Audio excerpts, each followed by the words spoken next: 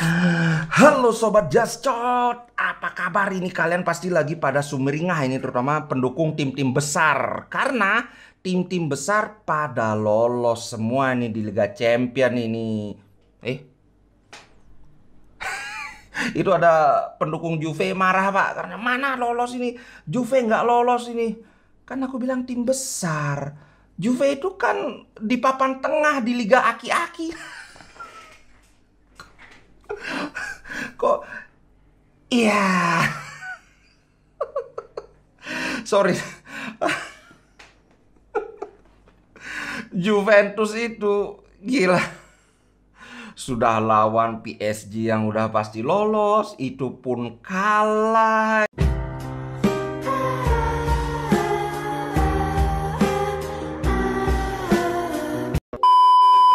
Ya udah sempurna keterlemparan Juventus. Jadi aku nggak akan bahas terlalu banyak ya. Oke, sebelum melangkah lebih jauh juga aku mau minta maaf. Jadi ini nggak semua pertandingan aku bahas ya, karena pertandingannya banyak. Jadi beberapa aja.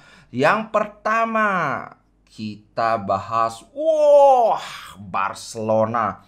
Salut banget. Akhirnya Barcelona bisa lolos setelah berhasil mengalahkan Victoria Pilsen 2-4. Ini aku salut bener. Barcelona itu kan kalah lawan Munchen, habis itu kalah lawan Inter, habis itu seri gagal menang juga lawan Inter, habis itu kalah lagi lawan Munchen 3-0. Akhirnya sekarang bisa menang. Ini gila sih Barcelona.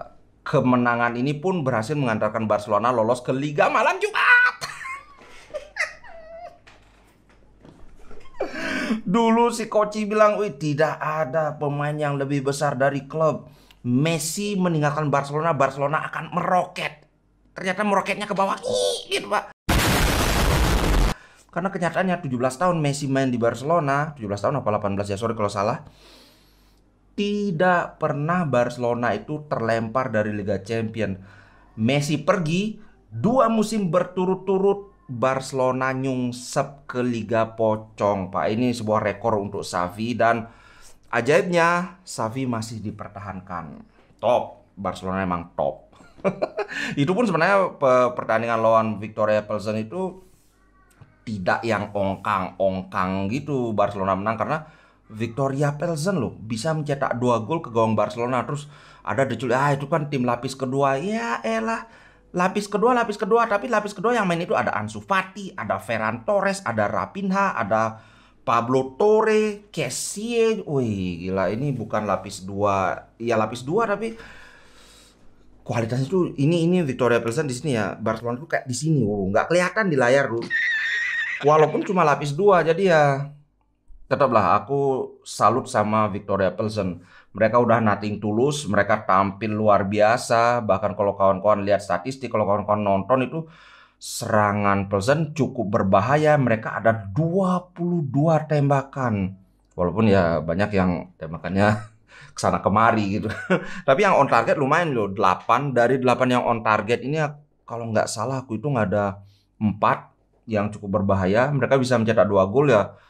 Salut sih menurutku. Ya, hasilnya sudah ini karena Munchen dan Inter kan memang udah pasti lolos. Next, pertandingan City lawan Sevilla. Ini cukup mengejutkan sebenarnya. Yang kejutan pertama, kok Haaland nggak ngegol? Ya iyalah, Haaland nggak main, Pak. Jadi ya ini satu-satunya cara untuk menghentikan Haaland adalah jangan dikasih main. Ya, Haaland nggak ngegol, cuma Haaland nggak ngegol. Kalau kalian lihat yang penggantinya itu Julian Alvarez. Ini juga bukan striker kaleng-kaleng, dan terbukti dia ngegol. Selain ngegol, dia juga sangat berbahaya selama pertandingan itu. Tapi aku yang angkat topi buat Sevilla loh. Sevilla mampu memberikan perlawanan yang sangat sengit. Bahkan babak pertama itu mereka ngegol. Babak pertama berakhir dengan 1-0. Manchester City nggak bisa ngegol. Barulah di babak kedua masuklah itu Cancelo, De Bruyne, Bernardo Silva. Ya udah langsung babak kedua 3 gol City. Ini City sebenarnya nggak perlu ngotot-ngotot banget karena City kan udah lolos juara grup. Tapi mungkin si Pep dia mikir, gila, aku kalah lawan Sevilla kan kayaknya malu juga. Ya udah masuk semua. Ya udah. Batal deh menang si Sevilla, tapi nggak apa. Aku tetap salut sama Sevilla walaupun mereka kalah.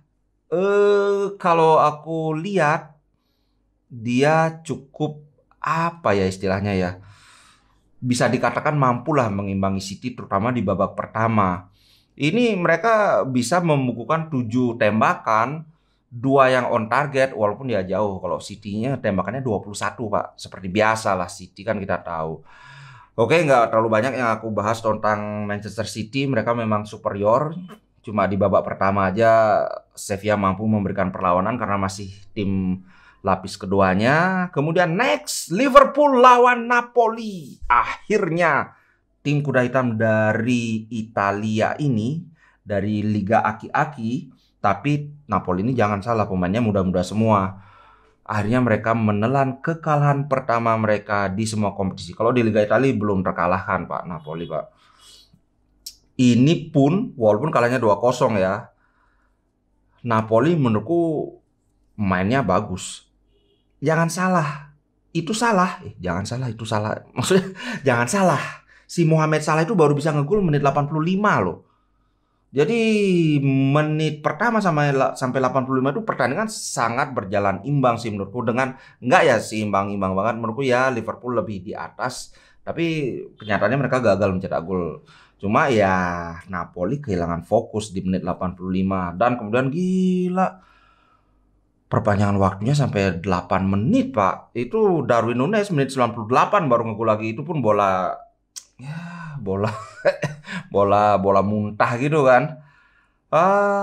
Apa ya, Liverpool berjuang sangat keras untuk memenangkan pertandingan ini supaya bisa lolos. Napoli juga berjuang, tapi sebenarnya Napoli kan sudah pasti lolos. Mereka kalah pun mereka pasti lolos. Dari statistik juga nggak terlalu apa ya. Liverpool menguasai 53%, tapi Napoli juga memberikan perlawanan yang sangat sengit. Mereka ada 2 shot on target, dua-duanya ini cukup berbahaya menurutku, tapi aku harus bilang Liverpool layak menang sih. Mereka tidak lelah-lelah menggempur dari menit pertama sampai akhirnya menit 85 mereka baru ngegol. Kalau kawan-kawan lihat posisi standingnya, Liverpool itu ada di peringkat 2 sekarang kan di grup A. Napoli peringkat 1 ini nilainya sama-sama 15. Sebenarnya kalau Liverpool kalah pun mereka tetap sudah pasti akan lolos kan. Cuma apa ya, kayak Liverpool gengsi kayaknya kalah lawan Napoli untuk kedua kalinya kan.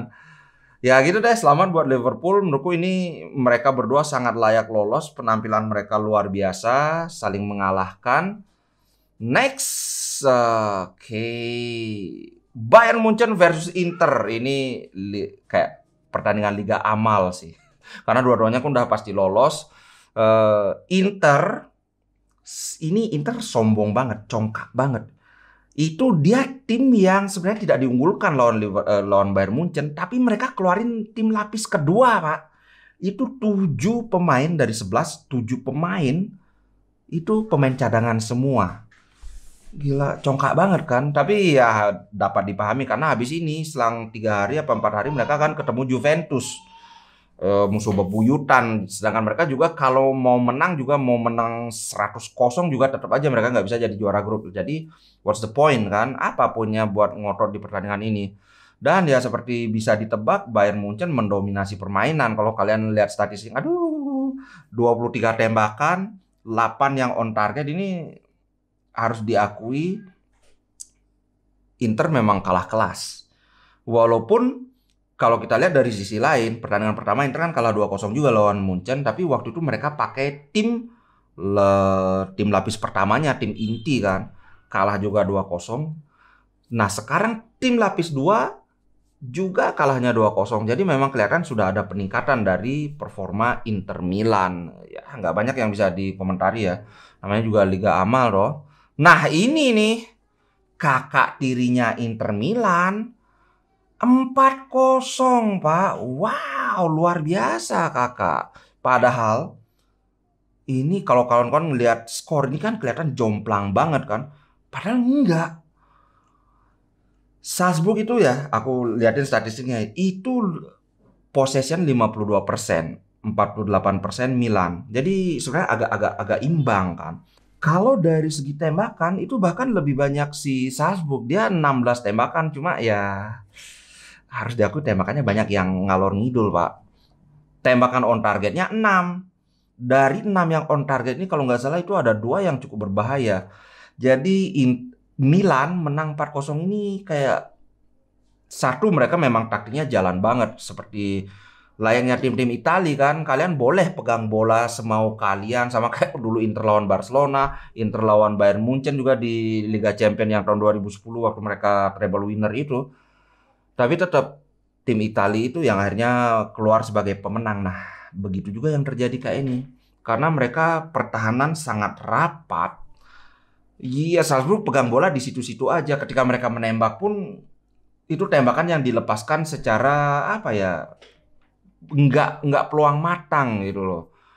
Cuma hasilnya tetap aja 4-0 ini gila sih.